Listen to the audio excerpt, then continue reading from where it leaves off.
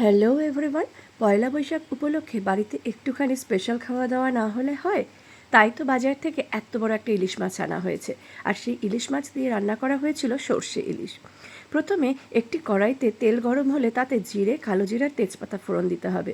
তারপর কাঁচা মাছের টুকরোগুলো ছেড়ে দেবো একে একে।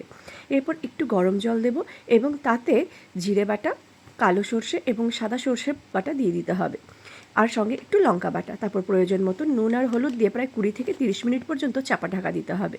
ব্যাস তৈরি হয়ে গেল জিভে জল আনা সুস্বাদু সর্ষে ইলিশ। মাছে ভাতে বাঙালির গরম গরম ভাতের সাথে আর এর থেকে বড় আর কী চাই। তাই তোমাদের সাথে এই রেসিপিটা শেয়ার না করে পারলাম না। কেমন লাগলো তোমরা অবশ্যই কিন্তু খেয়ে জানিও, তোমরা বাড়িতে একবার ট্রাইও করে নিও। আর আমি গার্নিশের সময় একটুখানি মাছ আর একটুখানি সর্ষের ইলিশের যে গ্রেভিটা সেটা দিয়েছি, আর একটা লঙ্কা। লাইক আর সাবস্ক্রাইব করতে ভুলো না। দেখা হবে পরের ভিডিও।